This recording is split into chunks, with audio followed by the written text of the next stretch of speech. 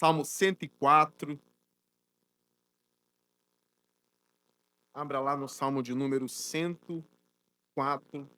É um salmo relativamente longo, mas é um salmo bem gostoso de ler. É bom ler e meditar nesse salmo. Salmo de número 104.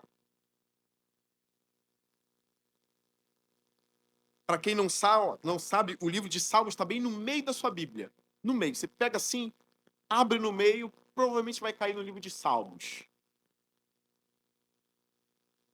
Isso é importante porque tem algumas pessoas que frequentam a nossa igreja e ficam felizes por começarem a encontrar livros bíblicos, tá? Eles não vão cair mais em pegadinha do tipo, abra aí em Moisés capítulo 2. Sabe que não tem um livro chamado Moisés? Pentateuco inteiro. Não vai cair nessa pegadinha. Agora o livro de Salmos você tem que abrir muito rápido, no meio da Bíblia. Todos acharam, amém? Diz assim: bendiga o Senhor a minha alma, o Senhor meu Deus. Ó Senhor meu Deus, tu és tão grandioso. Estás vestido de majestade e esplendor, envolto em luz como numa veste, e ele estende os céus como uma tenda, e põe sobre as águas dos céus as vigas dos seus aposentos. Faz das nuvens a sua carruagem e cavalga nas asas do vento. Faz dos ventos seus mensageiros e dos clarões reluzentes seus servos. Firmaste a terra sobre os seus fundamentos para que jamais se abata. Com as torrentes do abismo a cobriste, como se fossem uma veste. As águas subiram acima dos montes. Diante das tuas ameaças, as águas fugiram. Puseram-se em fuga ao som do teu trovão. Subiram pelos montes e escorreram pelos vales, para os lugares que tu lhes designaste. Estabeleceste um limite que não podem ultrapassar. Jamais tornarão a cobrir a terra. Fazes jorrar as nascentes nos vales e correrem as águas entre os montes. Delas bebem todos os animais selvagens, e os jumentos selvagens saciam a sua sede. As aves do céu fazem ninhos junto às águas, e entre os galhos põem-se a cantar. Dos teus aposentos celestes regas os montes. Sacia-se a terra com o fruto das tuas obras. É o Senhor que faz crescer o pasto para o gado e as plantas que o homem cultiva para da terra tirar o alimento. O vinho que alegra o coração do homem, o azeite que faz brilhar o rosto e o pão que sustenta o vigor. As árvores do Senhor são bem regadas, os cedros do Líbano que ele plantou, nelas os pássaros fazem ninho, e nos pinheiros a cegonha tem o seu lar. Os montes elevados pertencem aos bodes selvagens, e os penhascos são um refúgio para os coelhos. Ele fez a lua para marcar as estações. O sol sabe quando deve se pôr, traz trevas e cai a noite. Quando os animais da floresta vagueiam, os leões rugem à procura da presa, buscando de Deus o alimento. Mas ao nascer do sol, eles se vão e voltam a deitar-se em suas tocas. Então, o homem sai para o seu trabalho, para o seu labor até o entardecer. Quantas são as tuas obras, Senhor? Fizeste todas elas com sabedoria. A terra está cheia de seres que criaste. Eis o mar, imenso e vasto. Nele vivem inúmeras criaturas, seres vivos, pequenos e grandes. Nele passam os navios e também o Leviatã, que formaste para com ele brincar. Todos eles dirigem seu olhar a ti, esperando que lhes deis o alimento no tempo certo. Tu lhes dás e eles o recolhem. Abres a tua mão e saciam-se de coisas boas. Quando escondes o rosto, entram em pânico. Quando lhes retiras o fôlego, morrem e voltam ao pó. Quando sopras o teu fôlego, eles são criados e renovas a face da terra. Perdure para sempre a glória do Senhor. Alegre-se o Senhor em seus feitos. Ele olha para a terra e ela treme. Toca aos montes e eles fumeram. Cantarei ao Senhor toda a minha vida. Louvarei ao meu Deus enquanto eu viver. Seja-lhe agradável a minha meditação, pois no Senhor tenho alegria. Sejam os pecadores eliminados da terra e deixem de existir os ímpios. Bendigam o Senhor, a minha alma. Aleluia. Senhor Deus, nos entregamos a tua palavra agora. Em nome de Jesus, Pai, fale conosco. Amém e amém.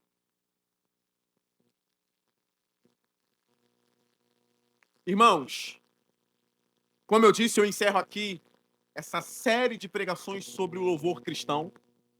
Lembra que o tema da série é os salmos como louvor cristão.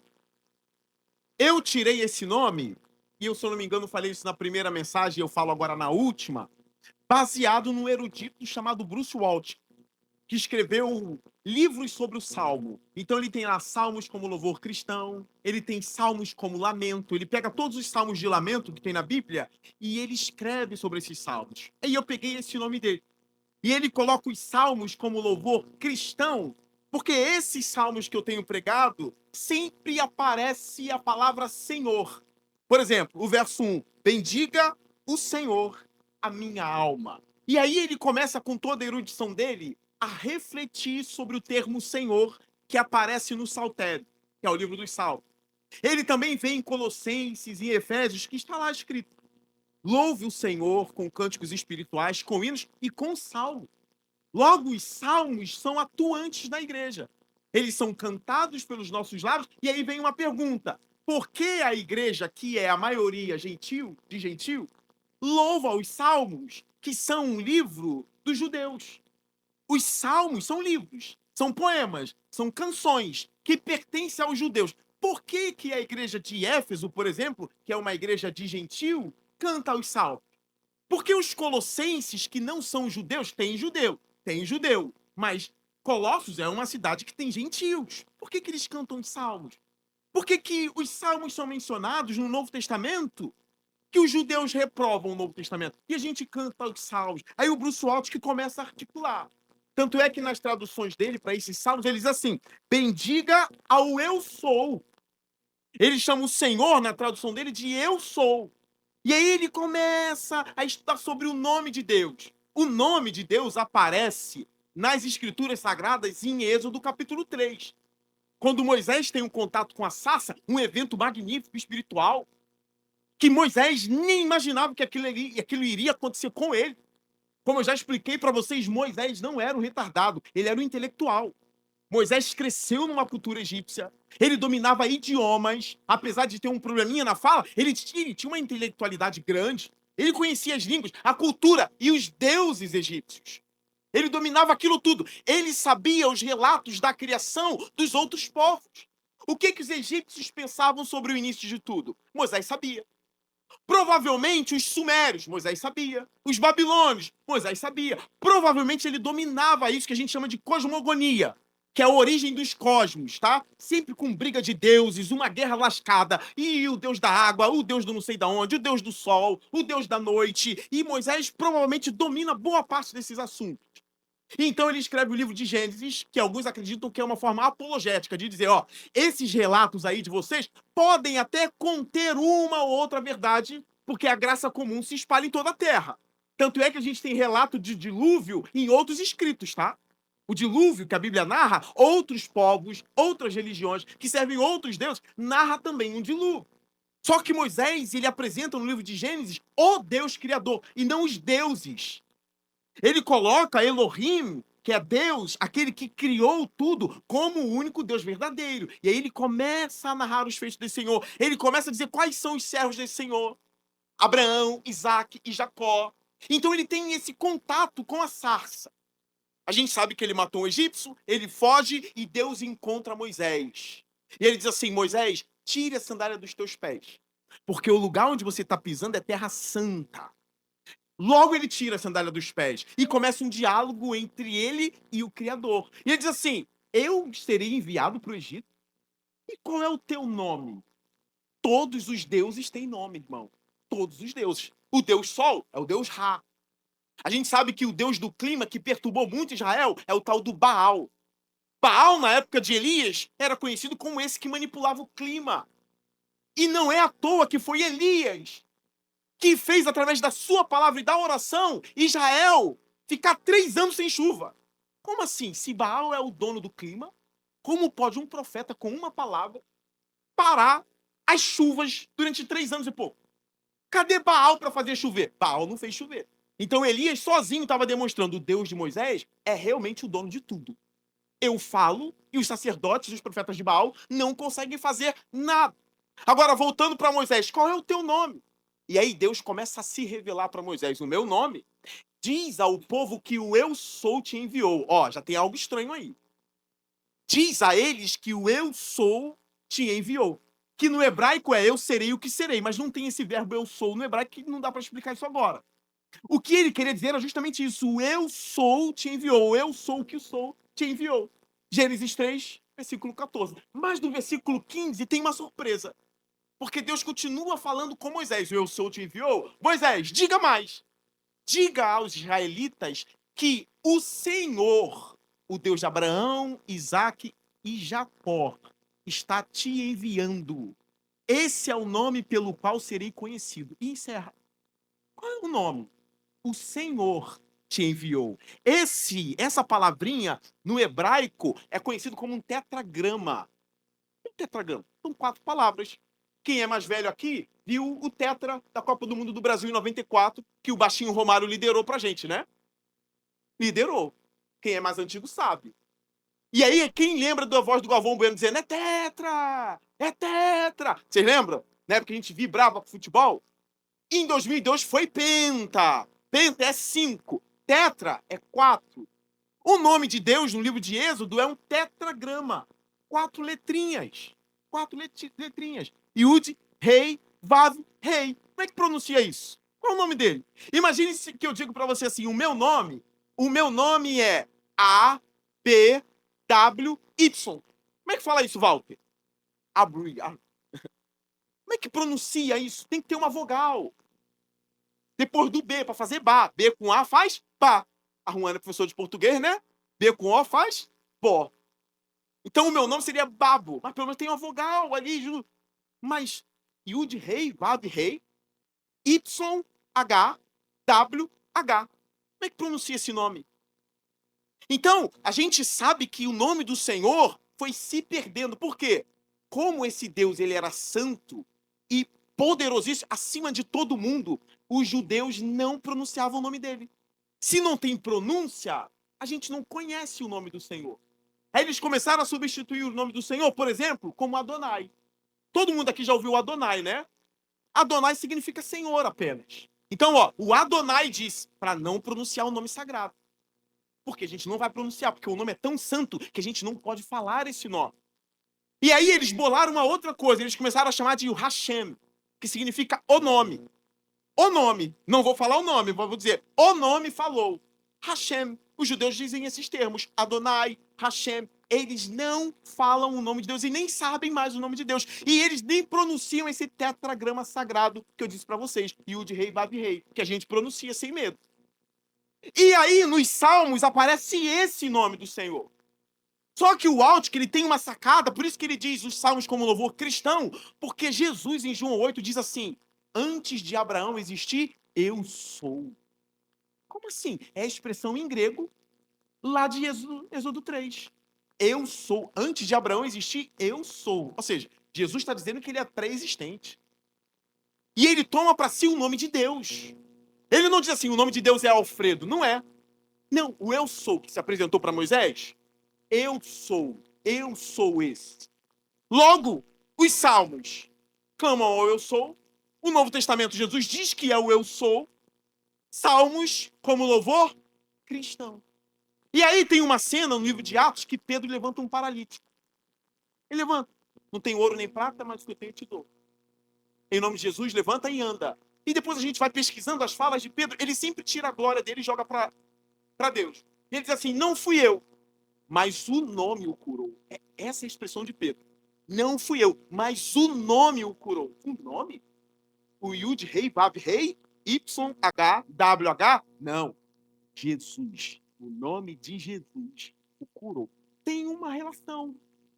Tem uma relação. Então, quando a gente está falando nos salmos, Senhor, bendiga minha alma, o Senhor, isso está ligado a Jesus, que se colocou como o Deus de Moisés na fala de João 8. É por isso que a gente canta os salmos a Jesus. São louvores cristãos que saem daqui. São coisas maravilhosas. Aí tá aqui, ó. Bendiga o Senhor a minha alma. Ó Senhor, meu Deus. Essa expressão no Novo Testamento aparece nos lábios de Tomé. Foi ou não foi? Senhor meu e Deus meu. Senhor meu e Deus meu. Isso é estranho. Isso é estranho. Chega a ser assombroso. O Nazareno era o próprio Deus. E ele é o próprio Deus. Não tem como fugir disso. E o salmista continua. Ó Senhor, meu Deus, tu és tão grandioso. Esse salmo aqui é o salmo mais próximo do livro de Gênesis que nós temos. Mais próximo. Ele exalta a majestade de Deus. Tu és tão grandioso. Tu és poderoso. E fica difícil avançar daí, tá, irmãos? Fica difícil. Se o universo é imenso, que dirá Deus? Tu és grandioso. E olha só a semelhança do salmo com a estrutura de Gênesis. Dê uma olhadinha comigo. Estás vestido de majestade e esplendor, envolto em luz. Gênesis 1, 2, 3, né? E disse Deus, haja luz. E houve luz. Então, o salmo começa assim. O Senhor está vestido de luz. Já começa de uma forma poderosa. Vestido de luz. Ele estende os céus como uma tenda e põe sobre as águas dos céus as vigas dos seus aposentos. Faz das nuvens a sua carruagem e cavalga nas asas do vento. Águas e céus? Depois do haja luz em Gênesis, tem a separação das águas, né? As águas acima do firmamento, as águas debaixo do firmamento. Olha a mentalidade do salmista. Ele tem Gênesis como parâmetro. Porque esse salmo aqui é um louvor ao Deus que criou. Não é um salmo que vai falar de salvação. É um salmo que canta a criação. Logo, para um crente, para o judeu, quando pensa a criação, ele vai pensar em quê? Ele vai pensar em Gênesis. Ele tem Gênesis como escritura sagrada e inspirada. É um salmo que louva ao Deus Criador. Então ele pega a estrutura de Gênesis e ele começa a colocar na canção. Ele canta a criação a partir das escrituras sagradas. Então, ó, já foi a luz que está em Gênesis. Agora a separação das águas que está em Gênesis. Olha o versículo 5 do Salmo. Olha o verso 5. Firmaste a terra sobre os seus fundamentos. E aí pronto, né? Porque haja luz, separação das águas e apareça a porção seca. Não está assim em Gênesis? Que é a terra. E ele coloca aqui. Isso aqui não é à toa, não, tá? Ele faz teologia a partir da Bíblia. Isso é muito importante pra gente. Ele não imagina como foi a criação. Ele não, ele assim, na minha opinião foi assim. Não, ele fica com o que está escrito. Isso é importante pra gente. Porque hoje está na moda negar Gênesis, em detrimento da ciência. E não precisa negar Gênesis. Irmãos, não precisa negar. Ah, porque eu estou estudando ciência. Agora eu estou vendo que não foi assim. Porque a luz é mais ou menos isso. Como pode ter fotossíntese sem o sol? E como é que. Não precisa. Não precisa. Gênesis dialoga de forma bela com a ciência. E a gente precisa pensar a teologia, a criação, sempre com as escrituras sagradas. Tudo que a gente for opinar em relação de fé tem que estar amparado pelas escrituras sagradas. A mentalidade dele é encharcada do texto bíblico. E como é a nossa? Como é a minha? Como é a sua? Aquela coisa de, na minha opinião, pastor, na minha opinião, eu acho que Deus não descansou, não. Como Deus não descansou? Não, porque assim, descansar, vamos entender o texto. O que significa o descanso? Não, eu acho que o texto não é assim, eu acho que Deus fez de. Não, é o texto. O texto diz que Deus descansou, vamos lidar de forma exegética com isso. O que significa descansar? Por que todos os outros dias parecem ser de 24 horas e o dia do descanso parece ser eterno? Será que é tudo 24 horas mesmo? A gente começa a pensar. Será que no texto tem essa abertura? Porque a palavra lá em dia e aparece como 24 horas em outros textos. Mas e o sétimo dia?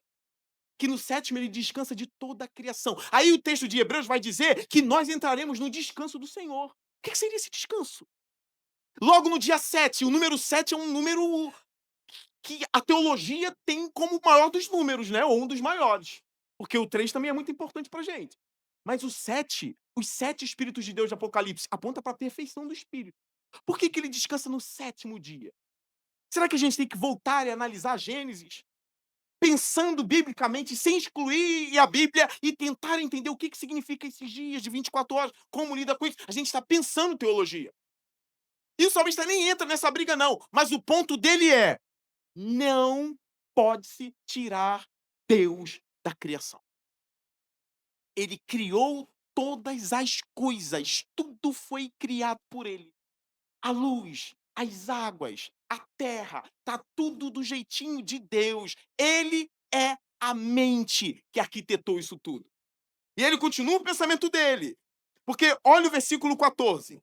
É o Senhor que faz crescer o pasto pro gado. Lá em Gênesis está a terra sendo coberta de vegetação.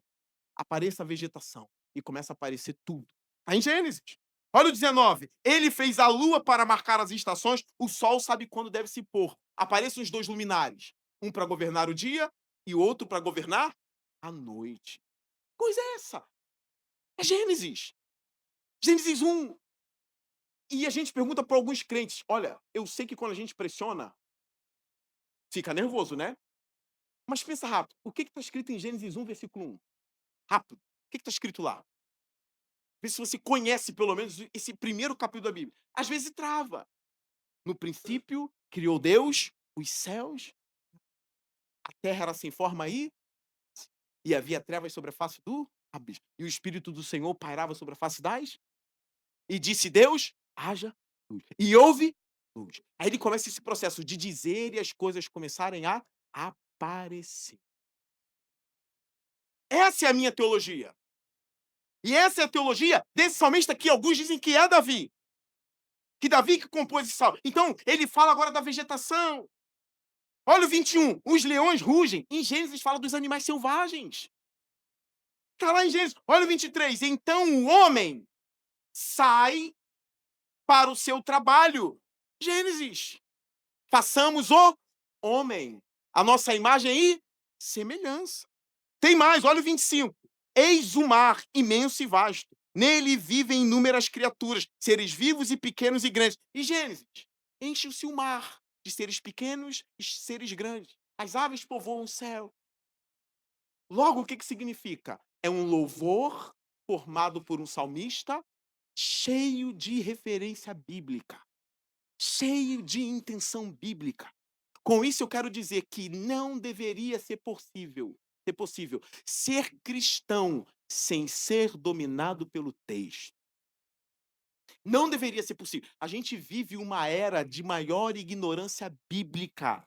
Eu não vou dizer da história, porque eu não acompanhei toda a história da humanidade, mas é uma era de grande ignorância bíblica.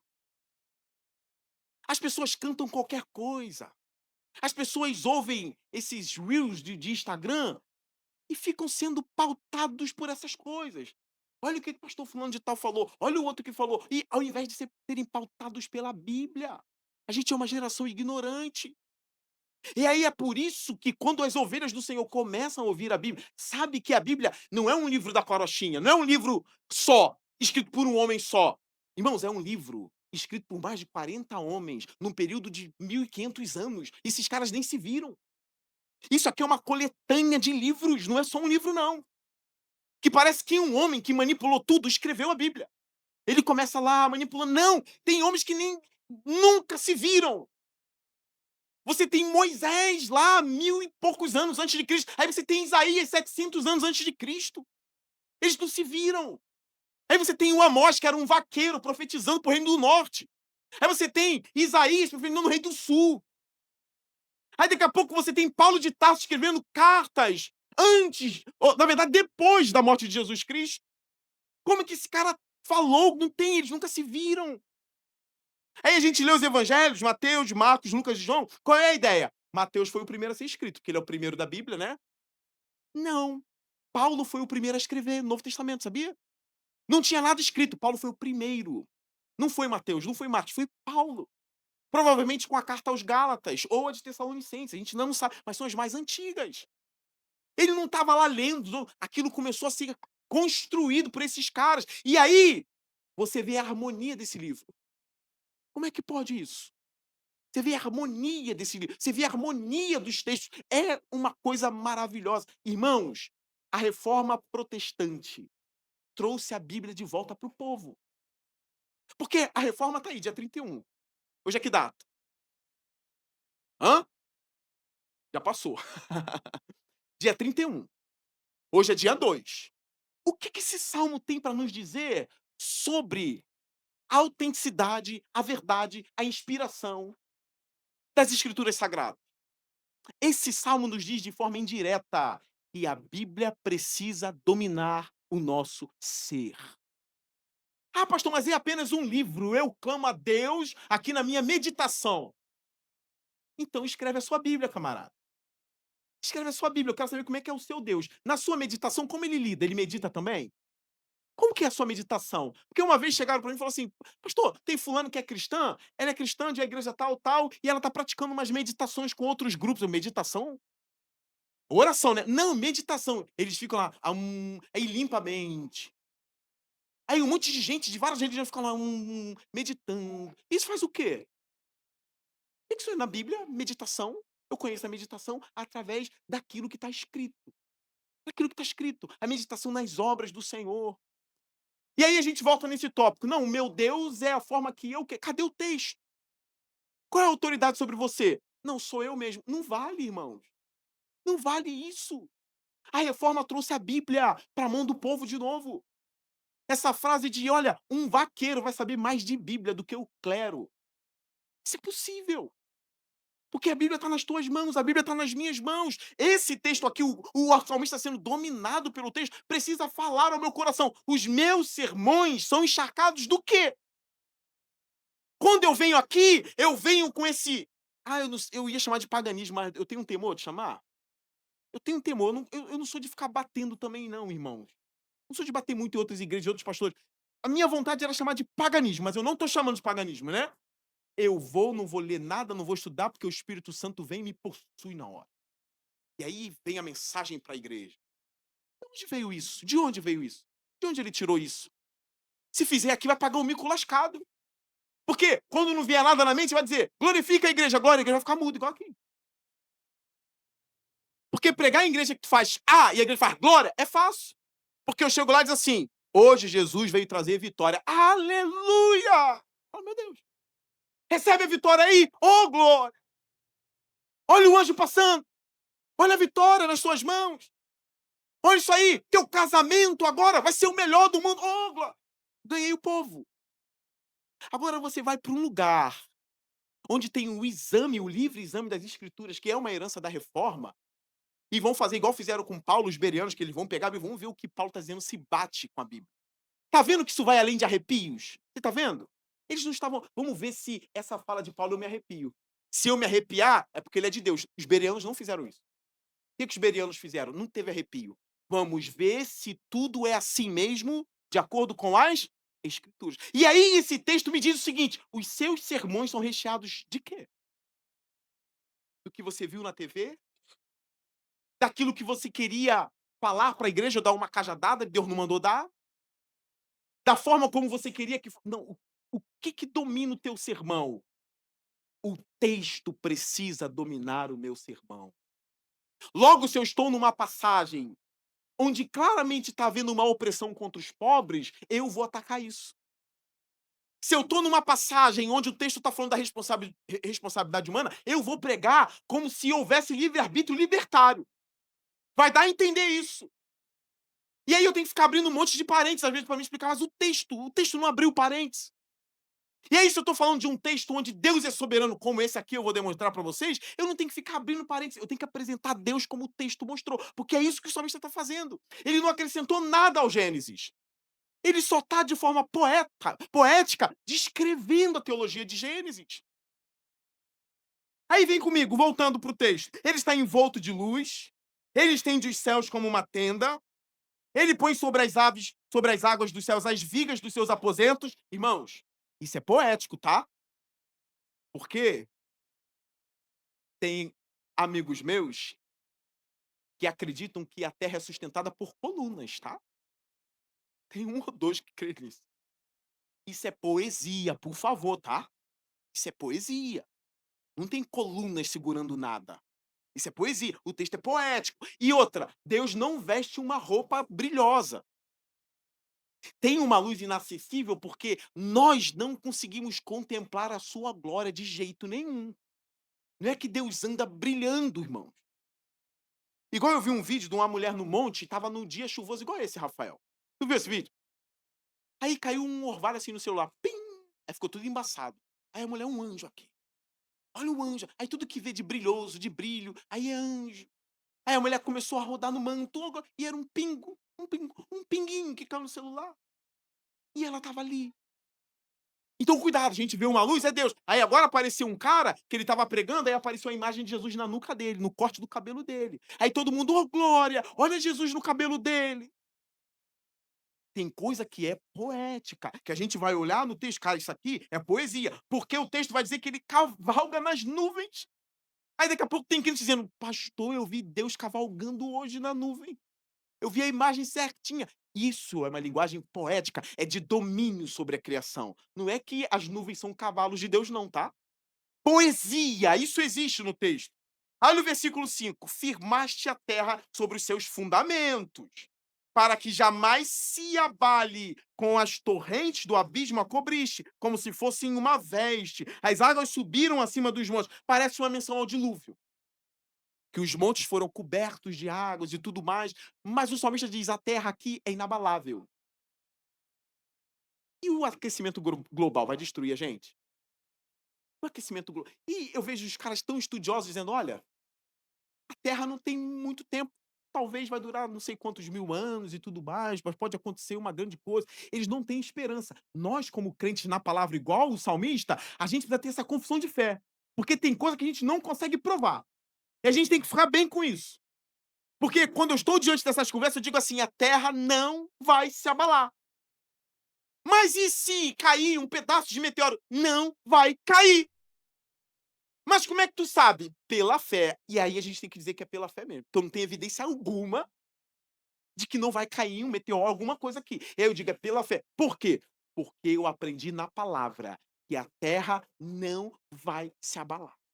A gente espera o nosso Senhor vir dos céus. Esse é o evento que a gente espera. Esse é o evento. Não é um meteoro cair aqui. Não é um vulcão entrar em erupção e destruir a gente. Não. Não, a gente dá passos de fé, assim como os cientistas também dão passos de fé. Eles também dão grandes passos de fé. Só que, como diz um cientista, o nosso milagre tem santo. O milagre deles não tem santo, que é pior ainda, é um milagre muito maior. Um milagre sem santo? O meu milagre tem santo, né? Deus causou tudo. O milagre deles não tem santo. É um milagre muito maior. É por isso que tem um livro lá do Turek e do Norman Gage que é Não tenho fé suficiente para ser ateu. Para ser ateu tem que ter muita fé. Eu, como sou um cara cético, não sou ateu. Olha só, por eu ser cético, eu sou crente. Porque eu não tenho essa fé. Então, mais a fé para dizer que a terra não vai se abalar, eu tenho, porque o texto diz isso e eu fico com o texto. Eu fico com a promessa de Jesus, que ele vai voltar. Que a terra será restaurada, como está em Romanos 8. Eu creio nisso. Você também ou não? Você crê comigo? Não vai ficar com medo de um apocalipse doido fora da Bíblia, não. O apocalipse é o da Bíblia. Continua. Verso 7. Diante das tuas ameaças, as águas fugiram. Puseram-se em fuga ao som do teu trovão. Subiram pelos montes e escorreram pelos vales, para os lugares que tu lhes designaste. Estabeleceste um limite que não podem ultrapassar. Um limite que essas águas não vão mais ultrapassar. Ele continua: jamais tornarão a cobrir a terra. Aquela promessa. Deus não destruirá mais a terra com dilúvio. Nunca mais. Tem os limites para as águas. Olha o 10. Faze jorrar as nascentes nos vales. Irmão, faze jorrar as nascentes nos vales? Um cientista olha para esse texto aqui e diz assim, cara, olha como esses caras eram ignorantes. Porque nós sabemos que Deus não faz jorrar as nascentes. cai chuva dos céus, porque a chuva, a nuvem fica negra, pesada de água, essas chuvas caem em cima dos montes, e aí a água começa a jorrar. Não tem Deus. A ciência hoje descobriu que são nuvens. Tu acha que o salmista não sabia? Que a nuvem estava carregada, era negra. O Jay Carson até diz isso. Você sabia? Vocês acham que o salmista não sabia que a água evaporava? Eles sabiam disso. Mas é porque eles viam Deus por trás disso. Então, quando ele diz, faze jorrar as nascentes nos vales e correrem as águas entre os montes, delas bebem todos os animais selvagens, os jumentos selvagens saciam a sua sede. Eles sabiam que isso era algo que Deus causava. Mesmo eu olhando lá, olha, eu vejo um passarinho, tem um monte de árvore lá em casa, da minha sogra. Aí vem um passarinho, tem um pé de acerola, tem um pé de amora, aí vem um passarinho, pum, pega uma amora e vai embora. Aí eu tô olhando aquilo ali, olhos humanos. O passarinho bateu a asa, não é? Tinha uma frutinha ali, ele foi lá, pegou a frutinha e comeu. Pronto. Mas agora, quando eu olho com o olhar, com a cosmovisão cristã, Deus alimentou mais um pássaro no dia de hoje. Vocês estão entendendo? Não é que eu não saiba que o passarinho voa. Não é que eu não saiba que minha sogra que plantou aquela árvore. Não. Eu sei de tudo isso. Eu considero tudo isso. Porém, tudo isso só é possível porque Deus controla toda a criação. Então, aquele passarinho que ele viu aquele frutinho e ele pegou aquela frutinha, aquilo é Deus alimentando o pássaro na teologia cristã. Logo, o seu trabalho, quando você vai e você recebe o seu salário lá no fim do mês, você diz: eu trabalhei, eu fiz, aquele patrão que me deu emprego. Tudo verdade. É tudo verdade. Agora, eu também posso dizer: Deus te deu o seu pagamento. Porque você não receberia o seu pagamento se não fosse o controle de Deus sobre todas as coisas. Então, a teologia permanece a mesma, mesmo sabendo dos pontos da ciência. Porque ele diz assim: agora a gente sabe que o raio causa isso e isso. Eles achavam que o raio era um deus. O salmista não pensava assim. Eu sei que outros povos até poderiam. Relâmpago, um deus jogou relâmpago, mas o salmista não pensava isso. De maneira alguma. O texto continua, olha o 12. As aves do céu fazem seu ninho junto às águas, e entre os galhos põem-se a cantar. Dos teus aposentos celestes rega os montes, irmãos. Mais uma linguagem poética. Você acha mesmo que o salmista achava que nos aposentos de Deus, Deus abria assim e jogava um copo d'água? Tum! Aí ele derramava a água, aí a água ia jorrando, matando a sede de todos os animais. Não, é uma linguagem poética. Porque na mentalidade dele, tudo isso vem de Deus. Cuidado que quando tu diz assim, é a minha força, isso aqui é meu intelecto. Não é. Isso é incredulidade. Isso é Deus. É Deus. Eu estava dando estudo quarta-feira aqui, e tem um texto lá em Efésios que diz assim: não foi isso que vocês aprenderam de Cristo. A gente fica pensando, de Cristo? Eles não aprenderam de Cristo. Eles aprenderam dos amigos dos apóstolos que pregaram. Não aprenderam de Cristo. Mas aí a gente vê, eles aprenderam de Cristo, por quê? Por meio desses apóstolos, dos amigos dos apóstolos, Cristo estava ensinando a igreja. Vocês estão vendo Deus aqui? Sou eu que estou aqui pregando. É a minha voz. Se eu ficar rouco, a minha rouquidão vai aparecer. Sou eu aqui. Agora, olhando pelo lado da cosmovisão cristã, Deus está aqui falando a você. É como se você estivesse aprendendo do próprio Cristo se eu estivesse sendo fiel ao texto. Logo, um cristão, ele enxerga Deus em tudo. Eu sei que a gente vai encontrar muita dificuldade, mas a gente não pode tentar salvar Deus. A gente vê Deus em tudo. É por isso que Abacuque teve uma crise terrível. Porque quando Deus disse que os babilônios iriam destruir Israel, ele teve, meu Deus, isso não é possível. Esse povo é imundo. Deus, tu és tão puro de olhos que não pode contemplar o mal. Como que o Senhor vai suscitar os babilônios para nos destruir? É a crise de Abacuque. Ele estava vendo Deus por trás do inimigo. E Deus ia destruir Israel usando uma nação pagã. Como é que fica? Qual é a conclusão de Abacuque? Ainda que a figueira não floresça. Olha só como ele começa a se render. Irmãos, ouça o meu conselho. Diante da teologia, da revelação de Deus, a gente precisa se render. Não tente entender tudo. Você não vai conseguir entender tudo.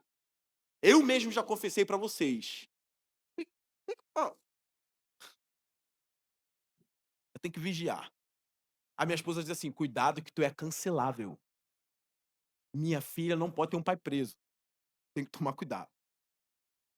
Eu vou falar por mim, eu aqui, eu não conseguiria adorar o espírito de um índio, do não sei da onde, um caboclo. Eu não consigo. Eu aqui, não consigo. Um espírito de cara, eu sou cético de verdade. Eu cultuar espíritos? Você tá maluco? Eu chego para os espíritos tudo na frente, calma aí. É culto? Eu vou prestar culto a vocês? Põe a fileira de vocês aí. Vamos começar o culto? Primeira pergunta: quem de vocês me criou? Essa é a primeira pergunta. Que a minha adoração é uma coisa valiosa. Adorar, prestar culto é algo valioso. É valioso. Por isso que quando o diabo disse para Jesus: "Se você me adorar, eu te darei tudo", ele diz: "Vai-te, Satanás, porque está escrito: somente ao Senhor, o seu Deus, adorarás. Somente a ele prestarás culto é algo sagrado. Aí eu vou botar uma estatuazinha lá em casa e vou ficar lá me dobrando. Eu não consigo, eu não. Para eu me dobrar tem que ser algo que eu não consiga compreender. Tem que ser algo gigante, majestoso, insondável, indescritível. Aí eu digo: "Cara, agora não dá mais. Agora eu desabo, eu vou chorar, eu vou rolar, eu vou tremer de medo, porque chegou algo assombroso aqui em casa. E é uma parada de outra ordem, e como o Tiago diz, até os demônios tremem. E aí eu não consigo entender como ele é soberano, eu sou responsável. Não consigo. E é por isso que eu adoro. Porque eu não consigo compreender nem minha esposa, nem minha mãe. Não consegui compreender. Não consigo nem compreender a mim mesmo. Eu, há 5 anos atrás, era um cara. Agora eu sou outro. Há 10 anos atrás eu era um e nem sabia o que seria hoje. Nem eu me conheço. Aí eu vou adorar uma entidade. Nunca vou, que tá maluco. Meu Deus, só se eu ficar burro. Se você vê assim, o pastor ficou burro. Não consigo. Vou adorar um crocodilo, uma árvore. Vou abraçar a árvore e ficar lá. Não vou, não dá. É muito ceticismo para eu fazer isso. Agora, para adorar tem que ser igual aconteceu com Tomé. Ele voltou a viver. Eu vi pendurado, ele destruído, furaram o lado dele. Eu vi pregando a mão e os pés dele. Eu colocaram uma coroa de espinho. Ele estava destruído ali. Ele morreu. Nicodemos e José de Arimateia pegaram o corpo e sepultaram. Eu não acredito na ressurreição. Eu só acredito se eu vir os furos nas mãos, nos pés e no lado. Passou uma semana. Quem aparece na casa? Tomé, veja a minha mão. Aí começa, aí as pernas começam a fazer assim, ó. Ah, não acredito. Deve ser uma ilusão, deve ser um surto. Não. Tomé, vem e toca. Aí ele vem. Quando ele toca, aí que vem. Senhor meu e Deus meu. Agora sim. Agora tu serás adorado para sempre, se depender de mim, Tomé. Espalharei teu nome, seja na Índia, seja onde for. Tu és Deus. Agora eu adoro. Ele voltou da morte. E dizendo: olha, foi-me dado todo o poder nos céus, por isso vão, olha, domine Roma, domine a Grécia, domine tudo, porque tudo é meu. Não, Senhor, lá é da entidade tal. Não, é meu. Vai que é meu. Quando vocês chegarem em meu nome, todos sairão. É meu. Aí chegou aqui no Brasil, em Alvorada, eu tô aqui, você tá aqui, reunido no nome dele. É assim que a Bíblia trata Deus. O Senhor dos seus aposentos celestes rega os montes. Eu sei que isso não é literal. Mas quando eu olho para uma cachoeira caindo, tem a nascente e tudo mais. Aquilo é Deus. É Deus que está ali. Olha o 14. É o Senhor que faz crescer o pasto. Será que os cientistas vão dizer também que o salmista achava que Deus estava ali movendo e fazendo pasto? Não, o salmista olhava para o pasto surge do nada. Mas mesmo assim está dizendo, o Senhor faz o pasto surgir. O D.A. Carson, ele faz uma analogia muito interessante e eu quero tomar essa analogia para mim. Vocês sabem que a minha filha tem os olhos claros, né? Puxou os olhos da mãe. Não puxou os meus, mas puxou os da mãe. Quando ela nasceu, eu juro que eu vi um olho castanho. Falei: "Pô, castanho não, né? Pô, vale nada". Tô brincando, tô brincando. Mas eu juro que o olhinho dela estava castanho. Eu falei: "Pô, nem o meu nem da mãe, cara". Pô, brincadeira, o médico tinha dito que era só 20% pra dar errado o olho, né, que é castanho errado, né. Ela tem 80% de vir ou da cor do seu ou azul igual da mãe. Falei: "Pô, tomara que venha igual da mãe, né". Aí eu vi um olho castanho, falei: "Pô, castanho não, cara, castanho não, castanho não". Aí foi clareando, né, com os dias, eu falei: "Ih, é igual o meu, tá cinza agora, né". Aí ficou igual da mãe. E aí eu vou aplicar o que o Jay Carson disse. Por que que minha filha tem os olhos azuis? A ciência explica. Por que que ela tem os olhos a ciência porque o médico, antes de ver minha filha nascer, já disse: "Ela tem tantos por cento de nascer com os olhos de vocês". Como que ele sabe? É a genética, tem um monte de coisa, ele estudou para isso. Então, tem explicações científicas, e você não estará errado se me der. Por causa disso, disso, olha sua mãe, olha o pai, olha a genética, não sei o quê, não sei o que lá. Explicação científica. Agora, se eu disser que Deus deu os olhos azuis para minha filha, eu estou errado? Hã? Deus deu os olhos azuis dela. As 2 coisas estão certas. E eu não tô nem aí pra resolução, tá bom? As 2 coisas estão certas. Assim como o salmista diz que Deus faz o pasto crescer, e nós sabemos que precisa do cocô da vaca, de um monte de coisa, e ali vai a gente sabe que precisa de um monte de coisa. E nem eu entendo disso. E a gente não vê Deus arando nada, a coisa simplesmente cresce. Mas nós que somos cristãos, nós dizemos: "Tá vendo a grama verdinha? Deus a fez assim". Não tire Deus da sua vida diária, meu irmão. Quer um conselho? Não tire Deus nem da sua marmita. "Pastor, mas foi ovo". Assim, Deus te deu um ovo para comer. Não tire Deus nem da sua marmita. Não tire. Aquilo tem Deus por trás, irmãos. Não tire Deus por trás do teu sono. "Ah, dormi 6 horas hoje, um milagre". Deus te deu o sono. "Mas eu não tive sono". Deus te tirou o sono. Aí você vai buscar explicações da psiquiatria, vai te dar neurologia, mas Deus te tirou o sono. Não tire Deus de nada da sua vida. Deus está ali. Deus está ali. Eu já estou caminhando para o final. Faltou o "a", né? "Ah". Não, tô brincando. Olha o verso 15. Perdão, 14. "É o Senhor que faz crescer o pasto para o gado e as plantas que o homem cultiva para da terra tirar o alimento. O vinho que alegra o coração do homem vem de Deus", o vinho, tá? E o Rodrigo Silva disse que o vinho da Bíblia era suco de uva. E tá muito errado. Era suco. Noé bebeu suco, ficou bêbado com suco, Noé.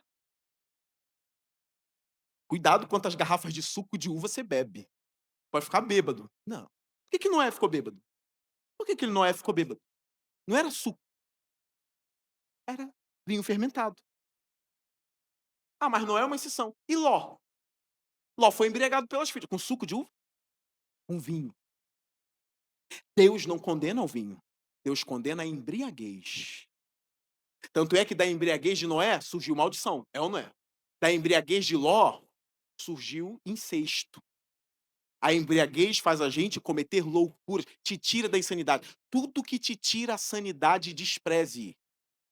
Não deixe que nada te domine. Uma pessoa dominado pelo álcool é um potencial criminoso. Ou por qualquer outra droga. Não deixe que nada. O fogo é bom? O fogo é bom? É muito bom. Faço meu cafezinho lá, né? No fogão. Eu não uso, ô Thiago, esse negócio elétrico, não. Eu vou no fogo. Agora, se o fogo dominar a minha casa, é bom? Hã? Há em um sentido que o fogo é bom, não é? Mas se o fogo se alastra e domina a casa, ele é bom? Não. É assim com coisas que nessa quantidade são boas, mas nessa quantidade te domina e te faz parecer um demônio. Cuidado com o que te domina. Deus fez o vinho, irmão. Deus fez o vinho. Como é que eu vou dizer que não fez? Mas ele fez o vinho para trazer. Salomão diz assim: trabalhe coma seu pão e tome seu vinho com a mulher que você ama. A gente não pode ter alegria, não? Pode ter alegria. Só que o vinho não pode extrapolar e chegar naquele ponto em que ele te domina. Aí você já começa a tirar a roupa, é ou não é? Não, né? Você não. Aí tem que buscar o cara da igreja pelado na rua. E foi. Ô, pastor, tô alegre pra caramba. É um vinho. Não, não é pra isso. Não é pra isso. É pra unir a família. Irmãos, um mestre judeu uma vez assim: quer unir as pessoas? Põe a comida na mesa. Porque nós descobrimos que a comida une as pessoas. Então tava ali o vinho, o pão, a carne e um monte de gente em volta. É por isso que no Natal a gente vê gente que nunca viu, né? Que nunca viu, ou que não. Claro que viu que é parente, né? Mas fica o ano todo sem ver. Aí no Natal, porque tem pudim, tem o Chester, aí se une, porque a mesa é importante. A mesa foi importante em Atos dos Apóstolos. Eles comiam juntos. A mesa é importante. O vinho é importante, desde que não te domine. Até um pão pode ser pecaminoso, tá? Não, pastor. Vinho não. Meu negócio é Coca-Cola. Igual uma mulher num retiro de uma igreja se tremendo toda, pegaram pra socorrer o que foi. Ela se tremendo, ela se tremendo, ela se tremendo. Vamos levar ela no médico. Meu marido, não, não, não, não. Pega um copo de coca. Aí botaram a coca na boca lá. Acalmou. É, vinho não pode. Coca pode. Mas olha o estado dela. Por que ela pode beber coca? Olha o que a coca tá fazendo com ela. E o café? Pastor, eu tô assim porque falta o café. Me dá um cafezinho que eu paro. Tem que diminuir. E eu falando pra mim mesmo, né? Eu tenho que diminuir. Por causa das minhas frequentes úlceras. Não é úlcera não, senhor, é gastrite. Tem que diminuir. Mas existem coisas que pra gente não são pecaminosas, mas que estão dominando a gente, destruindo a gente. A gente não vê pecado nisso. Mas quando a gente vê que Deus fez o vinho para alegar o coração do homem, aí a gente condena. Não, não pode. Mas Deus fez, tá lá. É o vinho. Que alegra o coração do homem. E eu não tomo não, tá, irmão? Eu sou zero bala. Eu sou zero bala, eu não tomo. De repente, se eu chegar na tua casa, pastor, toma aqui essa taça, não vai passar disso não. De repente, quiçá. Mas eu prefiro a coca, senão eu fico, ó. Aí ele fez mais. Versículo 15, parte B. O azeite que lhe faz brilhar o rosto. Numa terra quente, o azeite protegia a pele. Brilhava o rosto. Aquilo protegia do calor. Então eu coloquei a alegria, a beleza da pele sendo tratada, cuidada, e o pão que sustenta o vigor, o sustento. A alegria, a beleza ou a proteção e o sustento. Deus fez o vinho, Deus fez o azeite, Deus fez o pão. Coisa que nós consumimos. Aí o 16, as árvores do Senhor são bem regadas. Até a árvore é de Deus, a árvore é do Senhor. São regadas. Os cedros do Líbano que ele plantou, não foi Deus que plantou, literalmente, mas Deus plantou. Isso eu já expliquei para vocês, né? Olha lá. Nelas os pássaros fazem ninho. Meu Deus, Deus plantou uma árvore para os pássaros descansarem. Ele cuida dos pássaros. Nunca mais olhe para um passarinho à toa. Deus está cuidando do pardal. Deus está cuidando daquela tartaruguinha que já nasce com o instinto de ir para o mar. E vem um monte ali. Deus está com os olhos sobre elas. Porque a criação é do Senhor. Ele não despreza a sua criação. Deus está com os olhos naquela tartaruguinha. É por isso que eu já ensinei vocês. Ó, você que está aqui ainda não ouviu dizer isso, anda no carro, pega o copo de Guaravita e joga pela janela, você está errado. A criação é de Deus, a gente precisa realmente cuidar da natureza. Isso aqui não vem com negócio de pauta, não é a Bíblia é assim, a gente cuida do meio ambiente mesmo. A gente cuida disso, não joga lixo no chão não, tu é crente. Isso uma vez entrou tão forte em minha alma que às vezes eu pego do bolso, cai um papel de bala que tá no meu bolso, o vento vai levando, às vezes eu fui igual um maluco correndo atrás do papel. E o vento vai levando, eu falei, isso aí já foi, senhor, isso aí vai. Também não vou sair correndo, atravessar a rua e morrer. Mas a minha intenção era pegar o papel. Eu não quero sujar a rua, eu não quero. E aí você que está aqui nessa igreja fica jogando coisas na rua, não faça, não faça isso. A criação é do Senhor. Eu não mato um animal só se eu tiver que comer. Para matar um coelho, tá maluco. Só se eu tiver com fome, tem que sustentar minha família. E eu mato o coitado do coelho. Fora isso, não. Só se for para comer.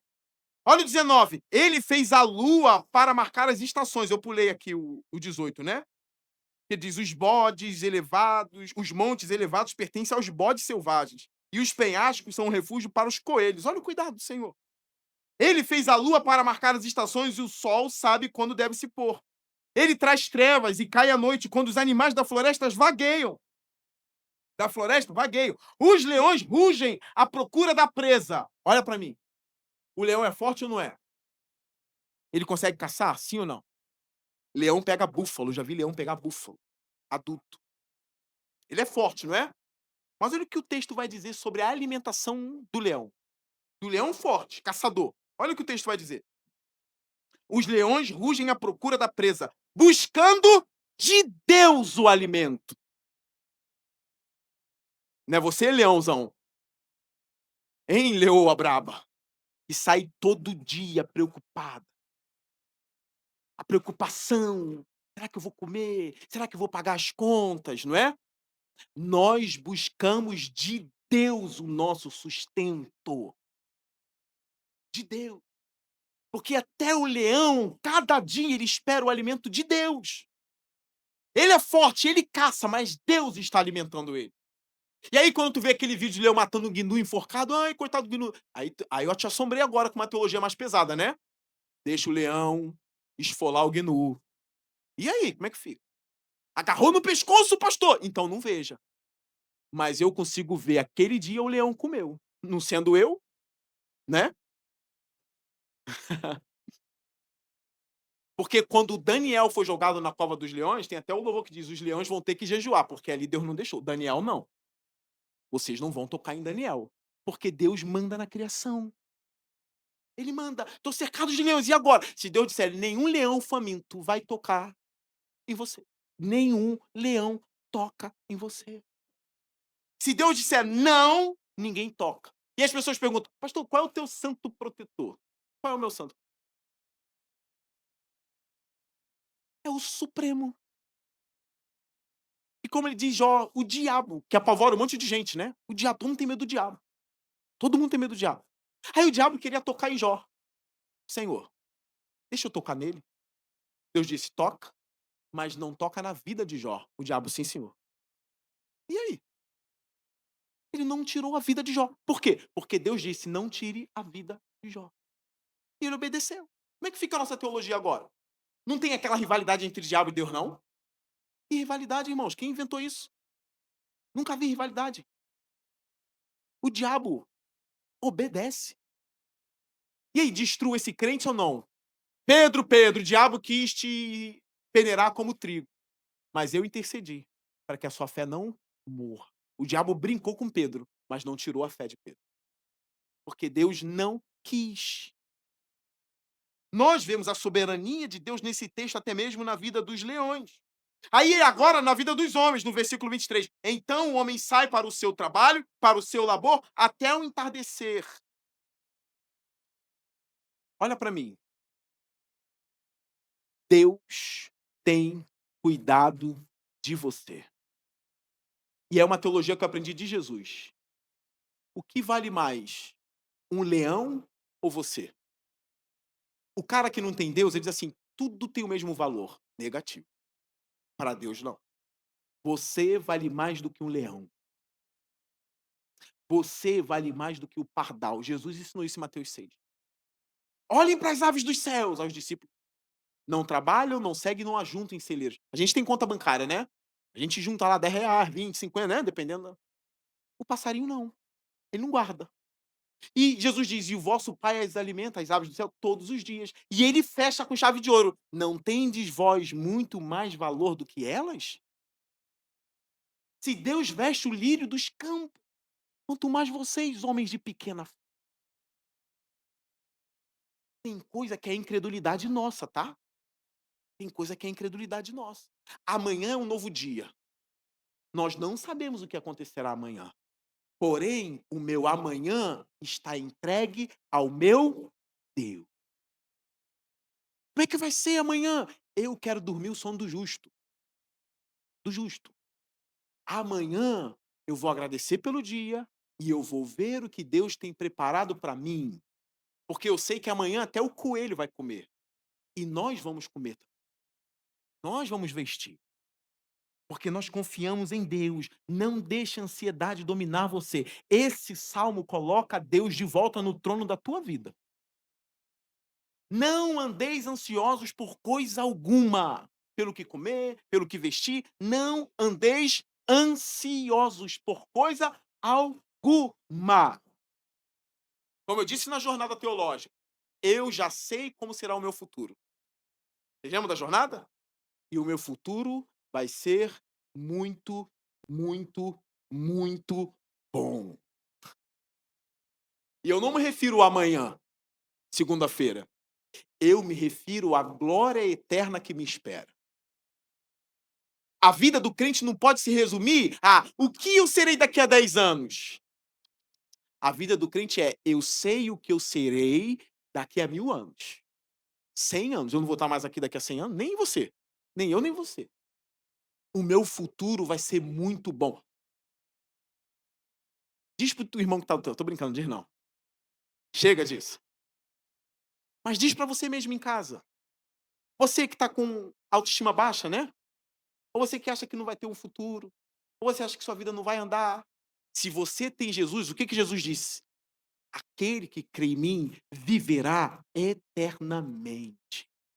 Eu sou a ressurreição e a vida. Foi o que ele disse. Eu voltarei para buscar vocês. Foi o que ele disse.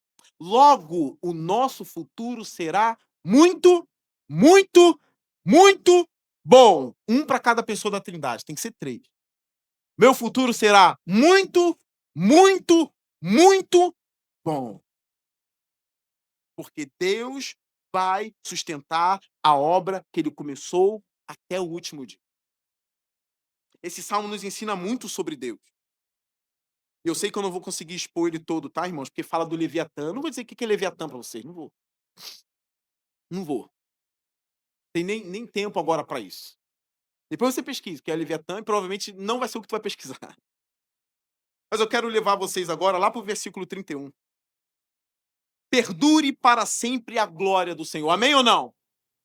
Por que ele quer que perdure? Porque ele analisou e ele viu que as obras do Senhor são boas. Aí ele olha para isso, perdure para sempre isso aí, cara. Isso aí tem que durar para sempre e vai durar para sempre. Perdure para sempre a glória do Senhor. Alegre-se o Senhor em seus próprios feitos, porque são maravilhosos mesmo. Ele olha para a terra e ela treme, toca aos montes e eles fumegam. E como é que ele termina o salmo? E termina a minha série agora aqui. Os salmos como louvor cristão, né? Como que ele termina? Com uma canção. Ele termina cantando. Cantarei ao Senhor toda a minha vida. Louvarei ao meu Deus enquanto eu viver. A minha pergunta é: você vai louvar a Deus até quando? Infelizmente, alguns crentes vivem achando que vão se desviar em breve. Não é assim que a gente vive. A gente tem que ter essa ousadia. Eu louvarei ao meu Deus para sempre. Lembra do Salmo 23? Eu sei que a bondade e a fidelidade me perseguirão todos os dias da minha vida e viverei na habitação do Senhor para sempre. Eu vou à casa do Senhor para sempre. Isso vai me perseguir e eu cantarei ao Senhor toda a minha vida e louvarei ao meu Deus enquanto eu viver. Seja-lhe agradável a minha meditação, pois no Senhor tem alegria. Que meditação é essa? Nas obras do Senhor. Tá vendo? Não é ficar A meditação no crente é a meditação nas obras. Eu quero aqui dar um testemunho pessoal. Irmãos, eu sempre estou olhando para o céu.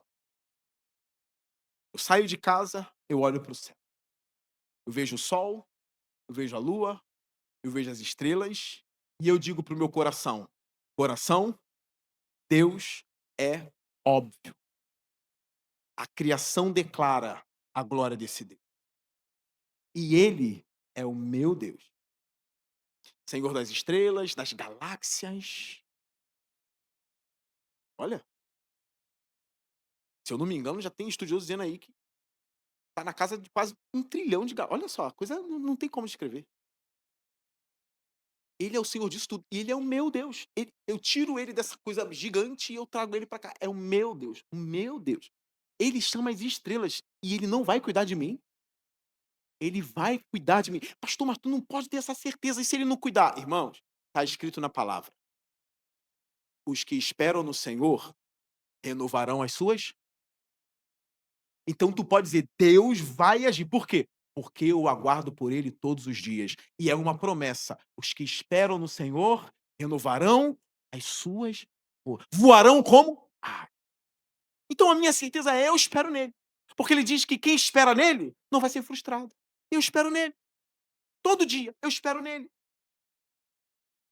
Ele termina o salmo dizendo que os ímpios devem ser eliminados, porque os ímpios causam dor na terra. Essa criação magnífica, dores são causadas por homens maus que assassinam inocentes, que violentam mulheres, que matam crianças, que corrompem por causa de dinheiro uma nação inteira, que causam males. A própria terra foi sujeita à escravidão por causa do homem. Aí ele diz que esses homens sumam. E é uma promessa. Os ímpios vão sumir diante do trono do Senhor. Ele termina dizendo, bendiga o Senhor a minha alma. Aleluia. Significa, louvem o Senhor. Eu quero terminar essa mensagem pedindo para que vocês não deixem de louvar a esse Deus. Eu termino essas mensagens sobre os cânticos para que vocês não deixem de louvar esse Deus. Canções sobre a criação precisam ser cantada, porque ao saber do que Deus fez, o nosso coração nos leva para a cruz, automaticamente. Por que isso desandou? A resposta está na cruz. Qual é o conserto? A resposta está na cruz. Medita sobre a criação. Volte a cantar não há Deus maior em casa. Não há Deus maior, criou o céu, criou a terra, criou o sol, tudo ele fez para o seu louvor. Volte a cantar hinos da criação.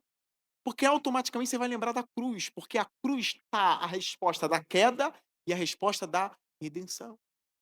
Não deixe de louvar esse Deus, porque ele é magnífico. Amém? Espero que vocês tenham sido edificados hoje aqui. Peço que vocês fiquem de pé agora.